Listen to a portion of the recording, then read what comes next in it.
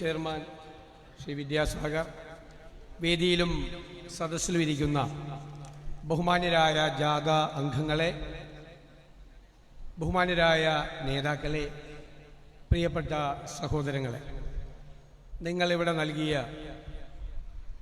ഈ സ്നേഹനിർഭരമായ സ്വീകരണത്തിൽ ഞാൻ നിറഞ്ഞ മനസ്സോടെ നിങ്ങൾക്ക് നന്ദി പറയുന്നു. ഈ ആവേശം ഇത് കൊടുങ്കാറ്റായി മാറണം. തിരഞ്ഞെടുപ്പെടുത്തും ഈ ജില്ലയിൽ നിന്ന്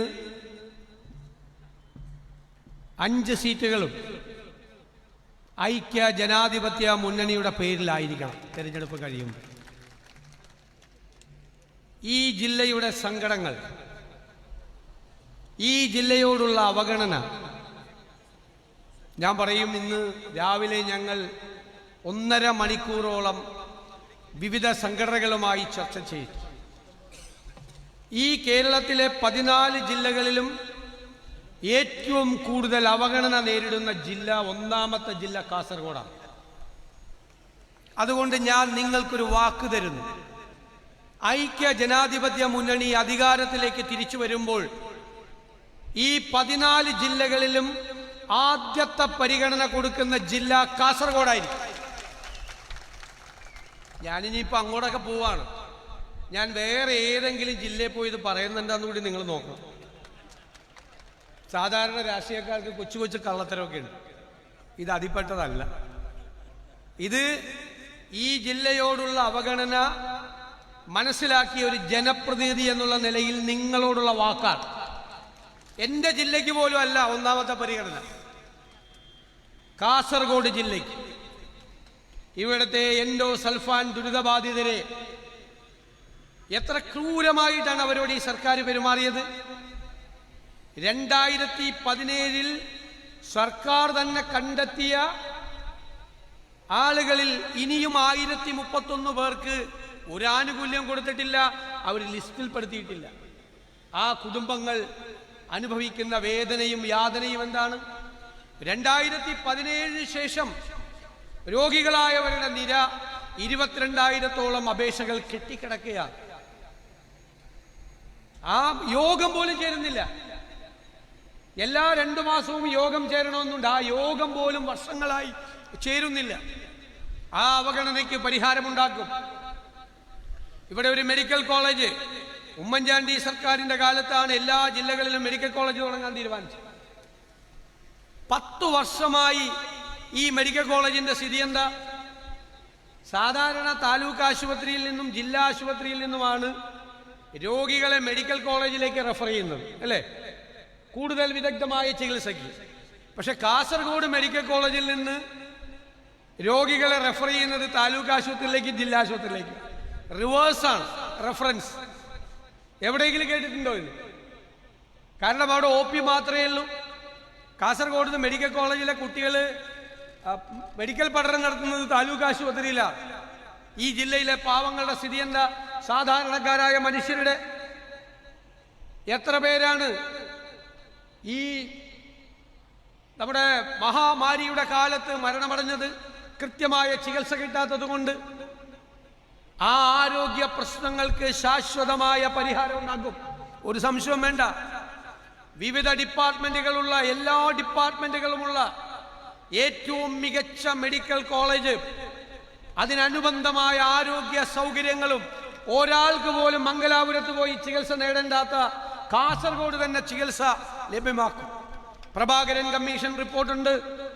ആ റിപ്പോർട്ട് നമ്മുടെ കാലത്ത് വന്നതാണ്. അതിൽ പറയുന്ന ശുപാർശകൾ കാലാനുസൃതമായി നടപ്പാക്കാൻ UDF മുൻപന്തിയിലുണ്ടാകും. സമയബന്ധിതമായി ഓരോ പദ്ധതിയും സമയം പ്രഖ്യാപിച്ച് നമ്മളിവിടെ പൂർത്തിയാക്കും. ഈ ജില്ലയിൽ അടയ്ക്ക കൃഷിക്കാർ കഷ്ടത്തിലാണ്. എത്ര പേരുടെ ജീവിതമാർഗം ഇല്ലാതായി. മഞ്ഞളിപ്പ് രോഗം ഉൾപ്പെടെയുള്ള രോഗങ്ങളാണ്. പരിഹാരമില്ല, തിരിഞ്ഞു നോക്കാൻ ആളില്ല. കാർഷിക മേഖലയിൽ വന്യജീവി ആക്രമണമാണ്.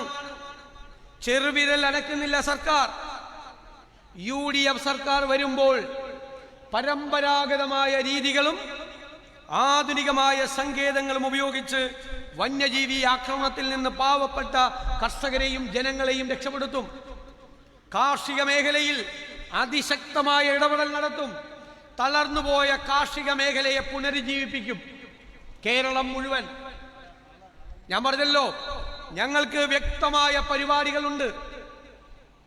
ആരോഗ്യ കേരളം വെന്റിലേറ്ററിലാണ് എന്ന് UDF പറഞ്ഞെങ്കിൽ ആ വെന്റിലേറ്ററിൽ നിന്ന് ആരോഗ്യ കേരളത്തെ ആരോഗ്യവതിയായി ഉയർത്തെഴുന്നേൽപ്പിച്ച് നടത്തും നമ്മൾ കേരളത്തിൽ.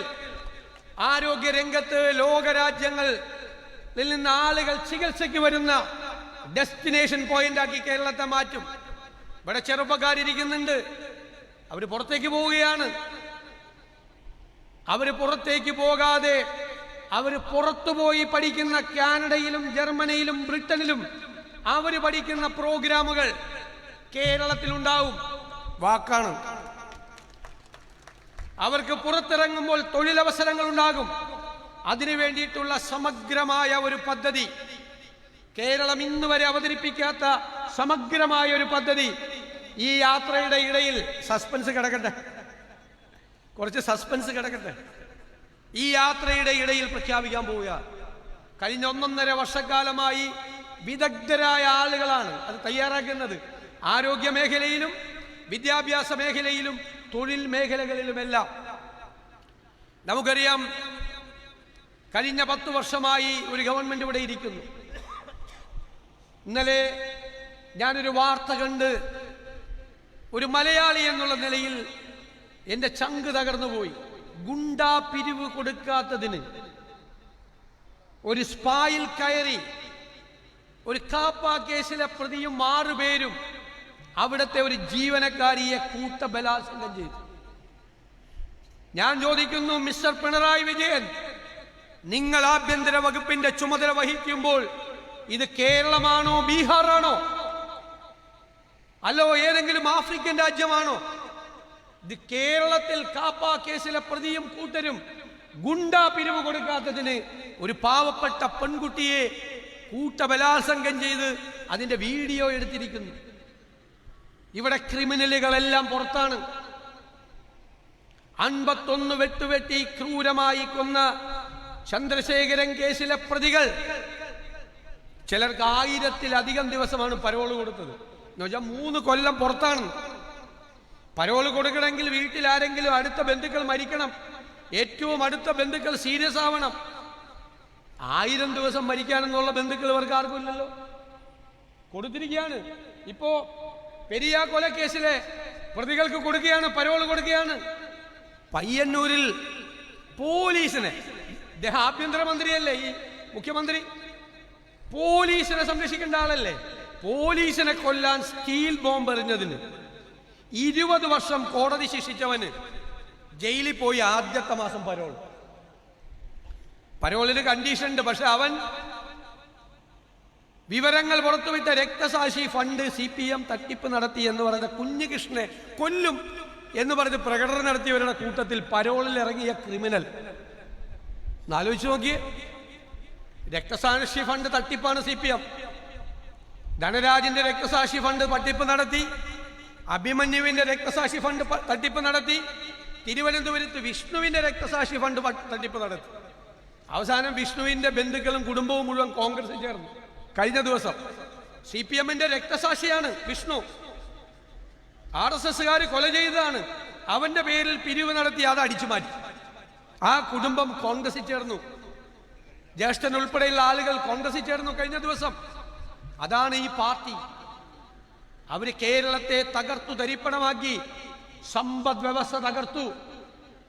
ഞാൻ പറഞ്ഞു, ഖജനാവിൽ പൂച്ച പെറ്റി കിടക്കുകയെന്ന് പറഞ്ഞു. ധനകാര്യമന്ത്രിക്ക് വലിയ വിഷമം കേട്ടപ്പോ. ഞാൻ പറയാൻ കാര്യം എന്താ, ഞാനെപ്പോഴും പറയും, പൂച്ച പ്രസവിക്കണം നിങ്ങൾ കണ്ടിട്ടില്ലേ? അവസാനത്തെ 2 ദിവസം പരിഭ്രാന്തിയോടുകൂടി ഓടി നടന്ന് ആരും കയറാത്ത ഒരു മൂലയിൽ, ആരും വരാത്ത ഒരു സ്ഥലത്ത്, ഒരു ആക്ടിവിറ്റിയും നടക്കാത്ത സ്ഥലത്ത് പൂച്ച പ്രസവിക്കും. കേരളത്തിൽ ഇപ്പോൾ പൂച്ചയ്ക്ക് പ്രസവിക്കാൻ പറ്റിയ ഏറ്റവും ബെസ്റ്റ് സ്ഥലം ഏതാ? അത് തന്നെ, ഖജനാവ്. ഒന്നുമില്ല, എന്നിട്ട് വെറുതെ പ്രഖ്യാപനമാണ്, വെറുതെ പ്രഖ്യാപനമാണ്. മന്ത്രിമാരോട് നിങ്ങൾ ചോദിക്കണം, കാസർഗോഡ് പാക്കേജ് പ്രഖ്യാപിച്ചു, വല്ലതും ചെലവാക്കിയോ? തീരപ്രദേശത്ത് ഞാൻ ഞെട്ടിപ്പോയി. 12,000 കോടി രൂപയുടെ പാക്കേജ്. എത്ര രൂപ ചെലവാക്കിയെന്ന് എഴുതി ചോദിച്ചപ്പോൾ വട്ടപൂജ്യം, ഒരു പൈസ ചെലവാക്കിയിട്ടില്ല. ഇടുക്കിക്ക് പാക്കേജ്, കാസർഗോഡ് ഒരു പാക്കേജ്, വയനാടിന് പാക്കേജ്. 5 പൈസ ചെലവാക്കൂല, 5 പൈസ ചെലവാക്കൂല. പൈസ ഇല്ല, ഖജനാവ് കാലിയാക്കി. 6 ലക്ഷം കോടി രൂപയുടെ കടബാധ്യത കേരളത്തിലെ ജനങ്ങളുടെ തലയിൽ കെട്ടിവെച്ചിട്ടാണ് പിണറായി വിജയൻ അടുത്ത മാസം സലാം പറഞ്ഞ് ഇറങ്ങാൻ പോകുന്നത്. അത്രേ ചെയ്യാൻ പറ്റുള്ളൂ, അത്രേ.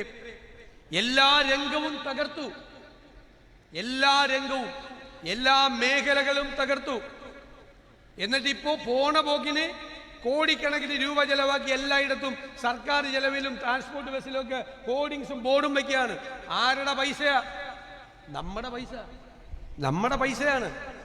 നമ്മൾ നികുതി കൊടുക്കുന്ന പൈസ പോണ പോക്കിന് പരസ്യം കൊടുക്കുക. ഇതാണ് കേരളത്തിൽ നടക്കുന്നത്. ഈ ദുർഭരണം അവസാനിപ്പിക്കണ്ടേ നമുക്ക്? കേരളത്തിലെ ജനങ്ങൾ കാത്തിരിക്കുകയാണ്. ഇന്ന് UDF വെറും UDF അല്ല, ടീം UDF ആണ്.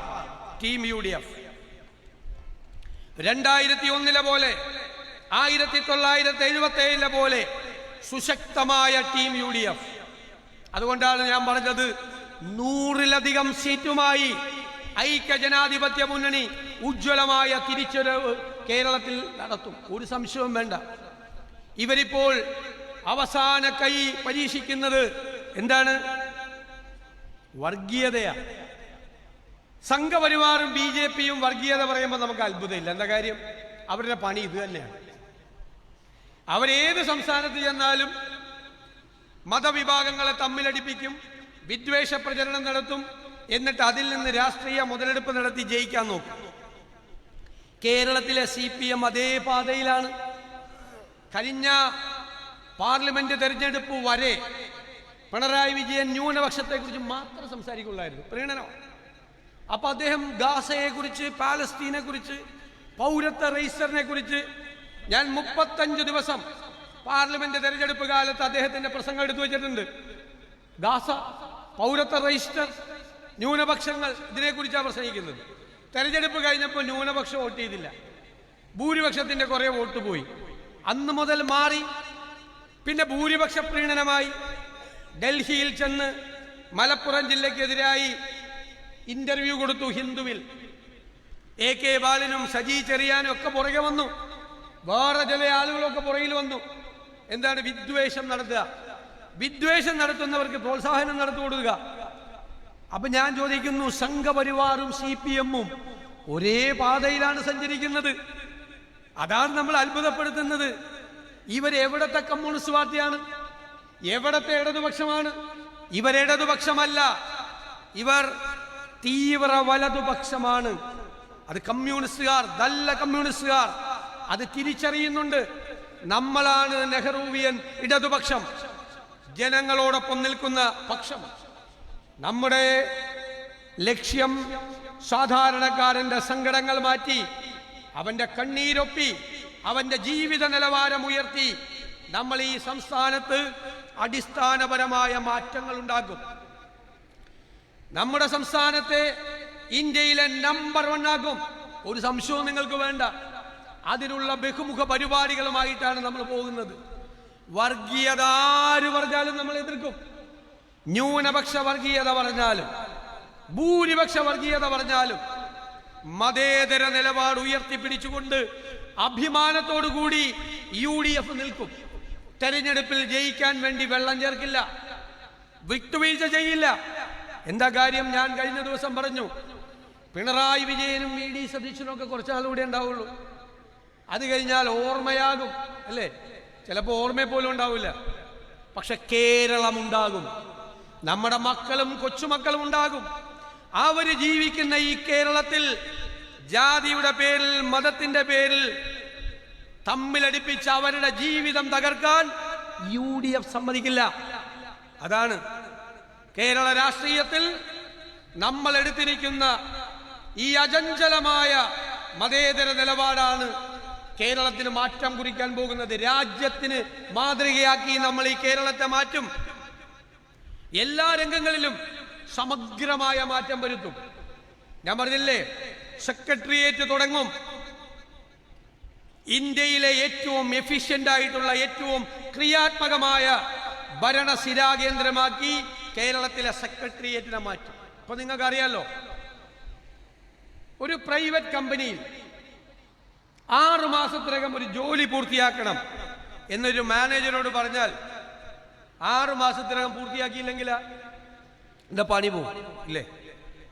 ഗവൺമെന്റിൽ ഒരു തഹസിൽദാരോട് പറയാണ് 6 മാസത്തിനുള്ളിൽ ഒരു 2 ഏക്കർ സ്ഥലം അക്വയർ ചെയ്ത് തരണം, കെട്ടിടം പണിയാനാണ്, ആശുപത്രി പണിയാനാണ്. ഇയാൾ ചിലത് ചെയ്യും. ഭൂരിഭാഗം പേരും 6 മാസമല്ല 6 കൊല്ലം കഴിഞ്ഞാലും ചെയ്യില്ല. ചെയ്യോ? വല്ല കുഴപ്പമുണ്ടോ? ഇനി മുതൽ കുഴപ്പമുണ്ടാകും. UDF അധികാരത്തിൽ വരുമ്പോൾ ഉദ്യോഗസ്ഥന്മാരുടെ അക്കൗണ്ടബിലിറ്റി അത് നിയമപരമാക്കും.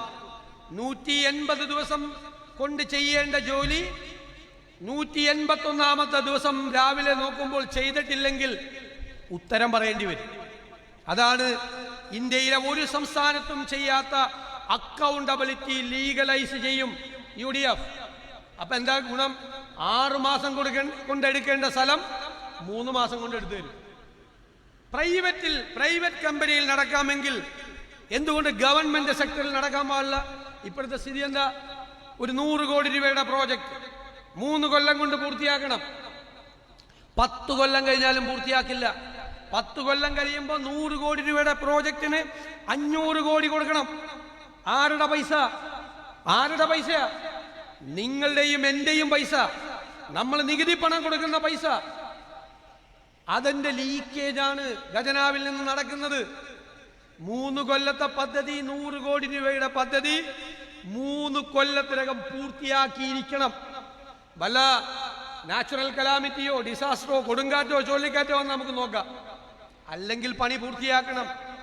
അത്തരത്തിൽ പ്രോജക്റ്റ് ഇംപ്ലിമെന്റേഷൻ അടക്കമുള്ള കാര്യങ്ങളിൽ ഏറ്റവും പ്രൊഫഷണലായി ലോകത്തെ ഏറ്റവും പുരോഗമനപരമായ കാര്യങ്ങൾ, പ്രൊഫഷണലായ കാര്യങ്ങൾ ചെയ്തു വേണം.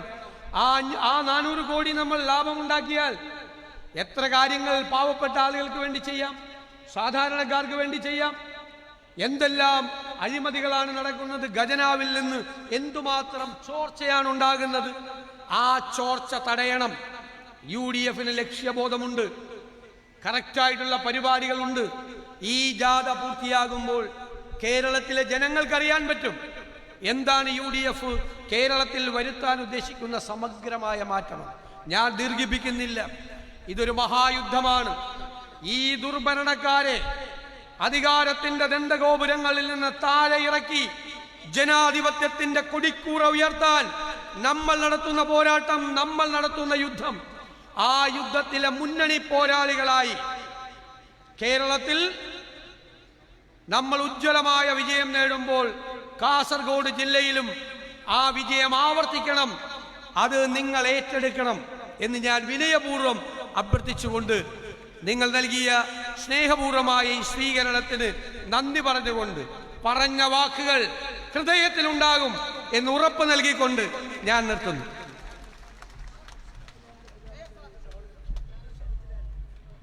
ഈ സ്വീകരണ യോഗത്തിന് നന്ദി പ്രകാശിപ്പിക്കുന്നതിനുവേണ്ടി അമിത് മാങ്ങാട് ക്ഷണിക്കുകയാണ്.